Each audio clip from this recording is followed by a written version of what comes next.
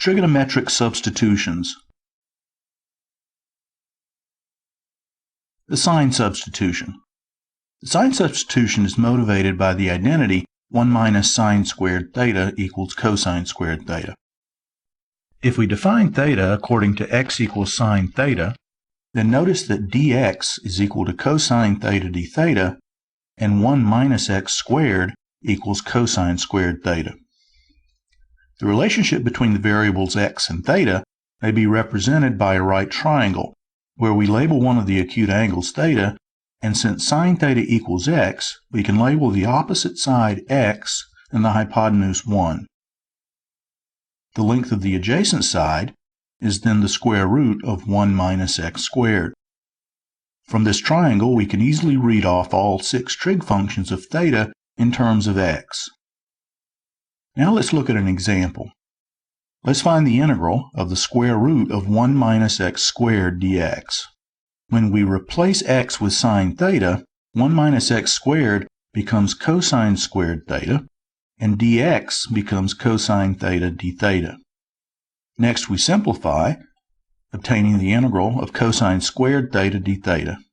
Now recall that cosine squared theta equals 1/2 of 1 plus cosine 2 theta. So integrating gives us 1/2 of theta plus 1/2 of sine 2 theta plus c. Now we need to express sine 2 theta in terms of sine and cosine of theta, which we do by the double angle formula for sine. Sine 2 theta equals 2 sine theta cosine theta, so 1/2 sine 2 theta equals sine theta times cosine theta. Now we're ready to express the result in terms of the original variable x. Since x equals sine of theta, theta equals the inverse sine of x. Sine theta equals x by definition, and a glance at the triangle tells us that cosine theta equals square root of 1 minus x squared. So the integral of the square root of 1 minus x squared dx equals 1/2 of inverse sine of x plus x times the square root of 1 minus x squared plus c.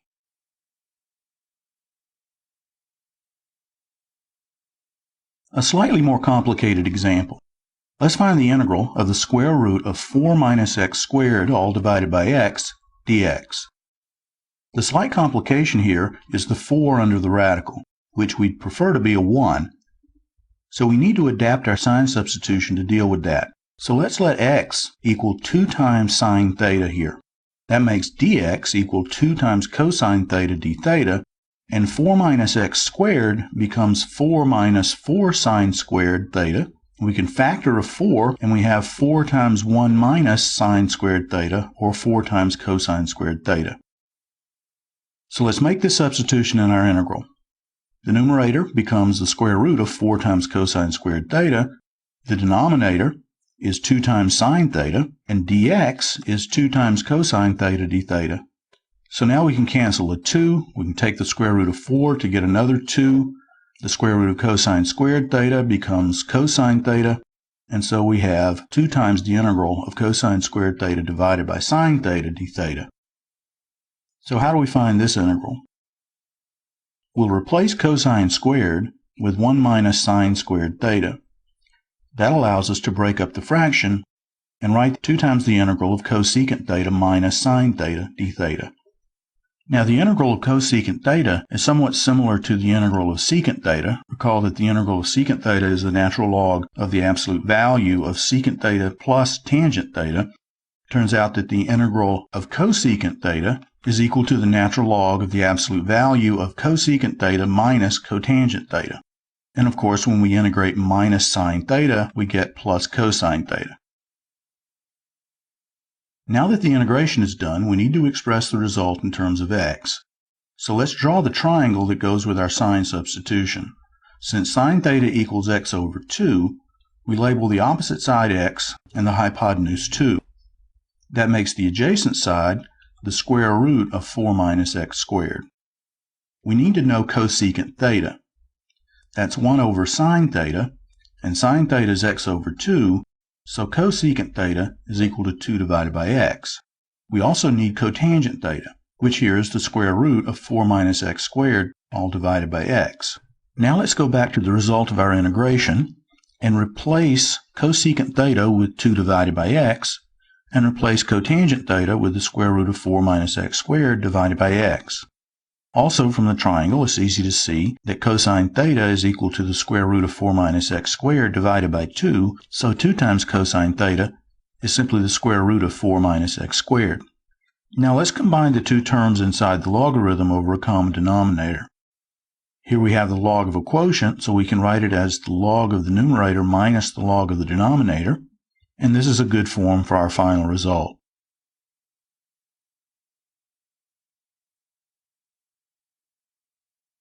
The tangent substitution. The tangent substitution is motivated by the identity 1 plus tangent squared theta equals secant squared theta. If we define theta according to x equal tangent theta, then notice that dx equals secant squared theta d theta, and 1 plus x squared equals secant squared theta. The relationship between the variables x and theta may be represented by a right triangle where we label one of the acute angles theta, and since tangent theta equals x, we can label the opposite side x and the adjacent side 1. The length of the hypotenuse is then the square root of 1 plus x squared. From this triangle, we can easily read off all 6 trig functions of theta in terms of x. Now let's look at an example. Let's find the integral of 1 over 1 plus x squared quantity squared dx. When we replace x with tangent theta, 1 plus x squared quantity squared becomes the square of secant squared theta, or secant to the 4th theta, and dx becomes secant squared theta d theta. Next we simplify, obtaining the integral of 1 over secant squared theta d theta, but 1 over secant squared theta is nothing but cosine squared theta. Recall from the first example that the integral of cosine squared theta d theta is 1/2 of theta plus sine theta cosine theta plus c. So now we're ready to express the result in terms of the original variable x. Since x equals tangent theta, theta equals the inverse tangent of x. Now from the triangle, we see that sine theta equals x divided by the square root of 1 plus x squared, and cosine theta equals 1 over the square root of 1 plus x squared. So finally we simplify, and we get 1/2 of the inverse tangent of x plus x divided by 1 plus x squared plus c. Now a somewhat more complicated example. Let's find the integral of the square root of 9 plus 4x squared dx. This is complicated by the coefficients 9 and 4 under the radical. We will handle those by letting 2x equal 3 times tangent theta. Since that means x equals 3/2 tangent theta, we have dx equals 3/2 secant squared theta d theta. Most importantly, since 2x equals 3 tangent theta, we have 4x squared equal to 9 times tangent squared theta, and so 9 plus 4x squared equals 9 plus 9 tangent squared theta, which equals 9 times 1 plus tangent squared theta, or 9 times secant squared theta. Let's also go ahead and draw the associated triangle. Since tangent theta equals 2x over 3, we label the opposite side 2x and the adjacent side 3, which makes the hypotenuse have length square root of 9 plus 4x squared.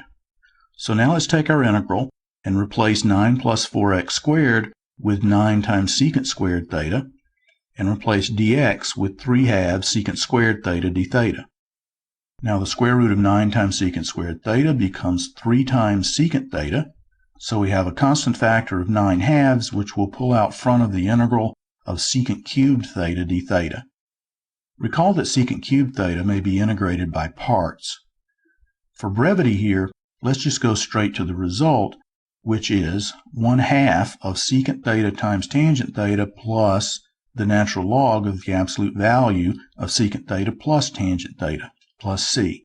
Now from the triangle, secant theta, which is hypotenuse divided by adjacent side, is going to be the square root of 9 plus 4x squared divided by 3. Then we multiply that by tangent theta, which is 2x divided by 3, and then we add the natural log of secant theta plus tangent theta. Now if we combine the two terms inside the natural logarithm, we have the square root of 9 plus 4x squared plus 2x all divided by 3, And we can write that as the log of the numerator minus the log of the denominator. That gives us for that term natural log of the absolute value of the square root of 9 plus 4x squared plus 2x minus the natural log of 3. Now notice that we have a constant term here, minus the natural log of 3 times 9/4. Now we may as well lump that in with the arbitrary constant c. Now let's also take the factor of 9 that's outside the parentheses and multiply through by that, and we end up with 1/4 of 2x times the square root of 9 plus 4x squared plus 9 times the natural log of the absolute value of the square root of 9 plus 4x squared plus 2x plus c.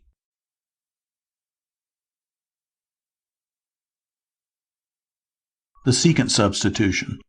The secant substitution is motivated by the identity secant squared theta minus 1 equals tangent squared theta.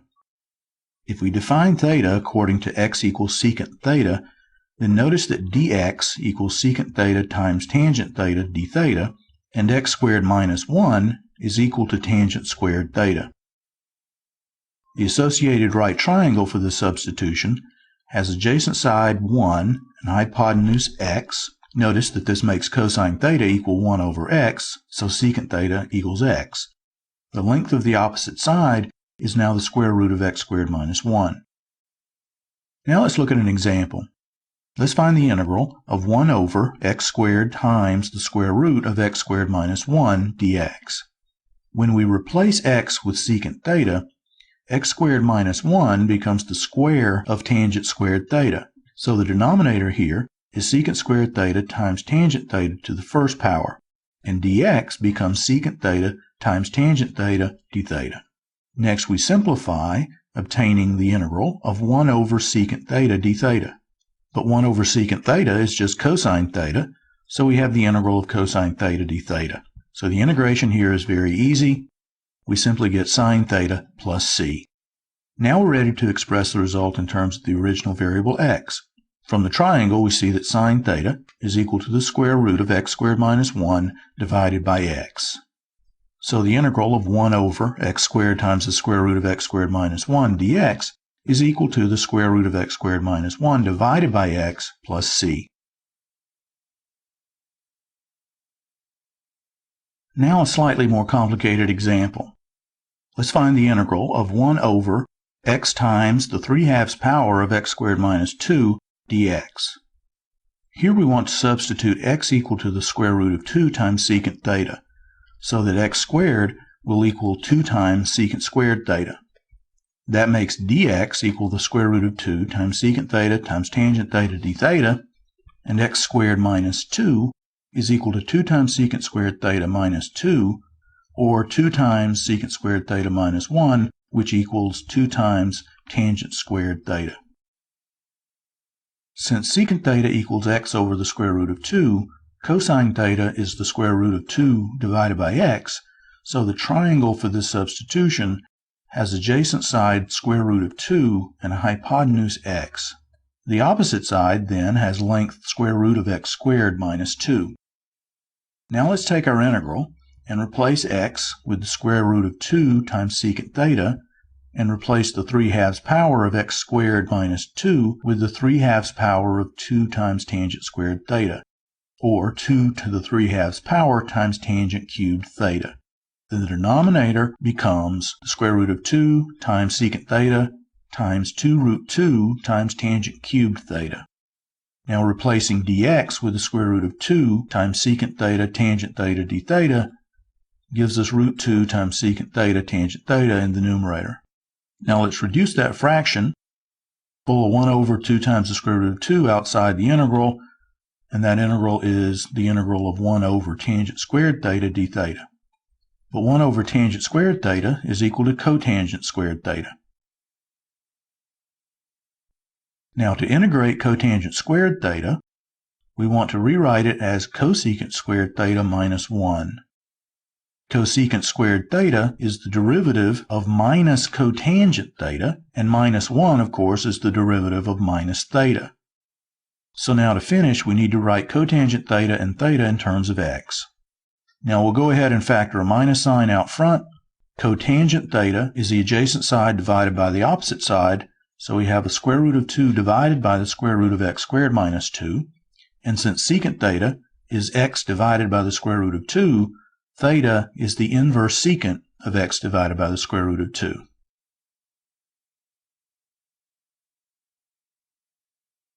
Now let's look at an example that involves a more general quadratic expression that we will treat by completing the square.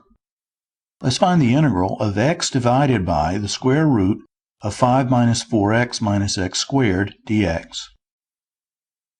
First, let's take 5 minus 4x minus x squared and factor minus 1 from the x and x squared terms. Now the expression in the parentheses will be a perfect square if we add to it a 4. Because of the negative sign outside the parentheses, we've actually subtracted 4, so we need to add 4 outside the parentheses. So now we have 9 minus x plus 2 quantity squared, with which we replace the quadratic under the radical in our integral. Since that has the form of a constant minus something squared, it calls for a sign substitution.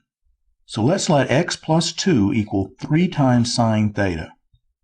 Then dx is equal to 3 times cosine theta d theta, and 9 minus the square of x plus 2 is going to be equal to 9 minus 9 sine squared theta, or 9 times cosine squared theta. The triangle, which we'll need later, has opposite side equal to x plus 2 and hypotenuse 3, since sine theta is equal to x plus 2 divided by 3. The length of the adjacent side, then, is the square root of 9 minus x plus 2 squared. So let's make the substitution in our integral. Since x plus 2 equals 3 sine theta, the x in the numerator will be replaced by 3 sine theta minus 2. The denominator is going to be the square root of 9 times cosine squared theta, or 3 times cosine theta to the first power. And dx is equal to 3 times cosine theta d theta. So now 3 cosine theta cancels, leaving us with the integral of 3 sine theta minus 2 d theta. The integration here is easy. We get minus 3 cosine theta minus 2 theta plus c. And now we go to our triangle, and we see that cosine theta equals the square root of 9 minus x plus 2 squared divided by 3. So minus 3 times that is going to be minus the square root of 9 minus x plus 2 squared. And since sine theta is x plus 2 over 3, theta will be the inverse sine of x plus 2 divided by 3. So our final result is minus the square root of 9 minus x plus 2 squared minus 2 times the inverse sine of x plus 2 over 3 plus c.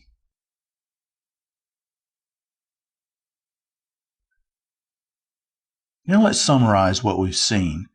We've learned 3 types of trigonometric substitutions, each one associated with, or suggested by, the presence of a particular type of quadratic expression in an integral. Those can be described as a squared minus u squared, a squared plus u squared, and u squared minus a squared. In each case, a squared is a constant term. Think of a as the square root of the constant term. And u is the integration variable, which we may have gotten to through some previous substitution. In the first case, a squared minus u squared, the substitution u equals a sine theta is appropriate. Du is then a times cosine theta d theta, and a squared minus u squared becomes a squared times cosine squared theta. In the associated triangle, we label the opposite side u and the hypotenuse a, which makes the adjacent side have length square root of a squared minus u squared. We can then easily see that sine theta equals u over a, cosine theta equals 1 over a times the square root of a squared minus u squared, and tangent theta equals u divided by the square root of a squared minus u squared. Of course, secant, cosecant, and cotangent of theta are just the reciprocals of these. The presence of an expression of the form a squared plus u squared suggests the substitution u equals a times tangent theta. Du is then a times secant squared theta d theta, and a squared plus u squared becomes a squared times secant squared theta. In the associated triangle, Since tangent theta is u divided by a, we label the opposite side u and the adjacent side a. That makes the hypotenuse have length square root of a squared plus u squared. So it's easy to see that sine theta is u divided by the square root of a squared plus u squared. Cosine theta is a divided by the square root of a squared plus u squared. And tangent theta is u divided by a. The presence of an expression of the form u squared minus a squared suggests the substitution u equals a secant theta. Du is then a times secant theta tangent theta d theta, and u squared minus a squared becomes a squared times tangent squared theta. In the associated triangle, we label the adjacent side a and the hypotenuse u. That makes the opposite side the square root of u squared minus a squared.